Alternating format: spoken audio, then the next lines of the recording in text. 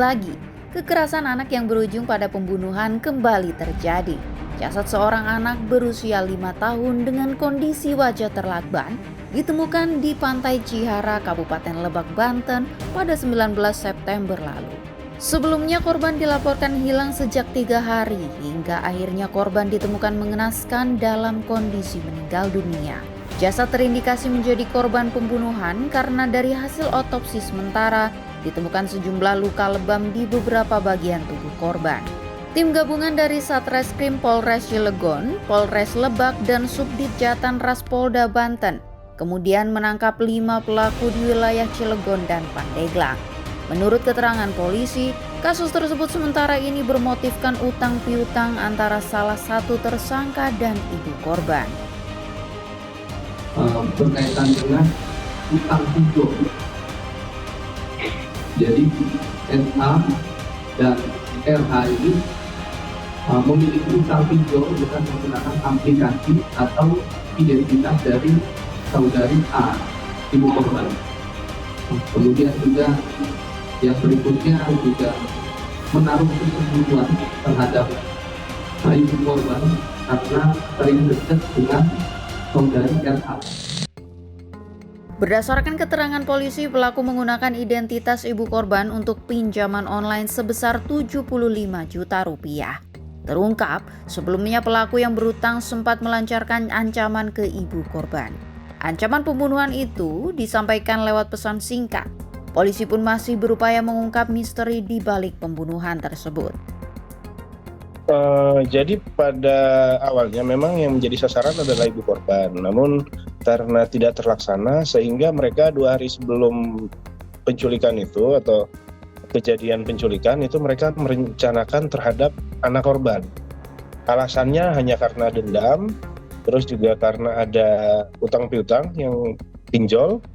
Pinjol itu menggunakan akun dari ibu korban sehingga karena ditagih sehingga mereka merasa risih sehingga mereka menghabisi si anak dari ibunya itu juga sendiri. Menurut salah satu tetangga, korban hilang saat tengah berada di rumah sendirian. Ayah korban diketahui bekerja di tempat pembuatan es kristal, sementara ibunya sebagai ibu rumah tangga. Sempat nanyain, karena nggak tahu kan. Pas sorenya apa malamnya bikin laporan. Jadi diduga culik apa gimana ya? Sementara kayak gitu kan, infonya gitu. Kita kan dia lagi main di kamar, bikin gambar kan. Oh enggak Pak. Tapi nggak ada yang curiga waktu itu ke sini? Nggak tahu, nggak ada yang lihat. Nggak tukang juga, cuma nggak lihat kan. Selang 5 menit doang katanya. Jenazah korban telah selesai diotopsi di Rumah Sakit Bayangkara Polda Banten dan kini telah dibawa ke Padang, Sumatera Barat untuk dimakamkan. Jadi informasi sampai saat ini, jadi untuk ayah korban kebetulan kemarin berangkat ke Padang untuk membawa jenazah korban untuk dimakamkan di Padang. Kemudian untuk ibunya sendiri kebetulan pada saat kejadian penemuan jenazah itu ibunya sedang melahirkan. Kebetulan melahirkan sehingga saat ini masih bersama keluarga di Bekasi. Masih jelas dalam ingatan, sebelumnya juga terjadi pembunuhan seorang gadis penjual gorengan di Sumatera Barat. Usai menjadi buronan 11 hari, kini IS ditetapkan sebagai tersangka kasus ruda paksa dan penghilangan nyawa gadis penjual gorengan di Padang Pariaman, Sumatera Barat. Polisi juga menyatakan pelaku merupakan mantan narapidana kasus pencabulan dan narkoba.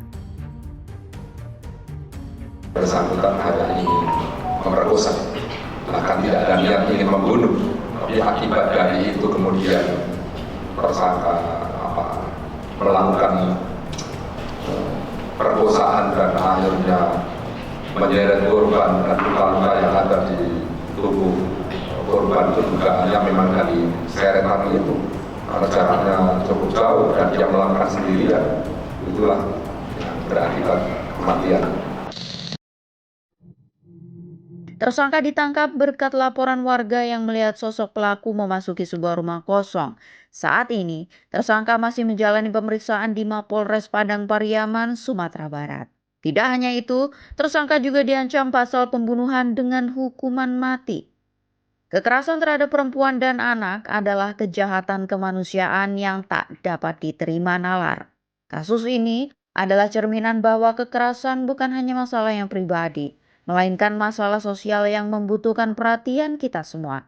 Kita tidak bisa hanya bersimpati, tetapi harus bertindak nyata. Pemerintah harus segera memperkuat sistem perlindungan masyarakat yang menjadi korban dan berupaya terus meningkatkan kesadaran masyarakat akan pentingnya menghentikan segala bentuk kekerasan.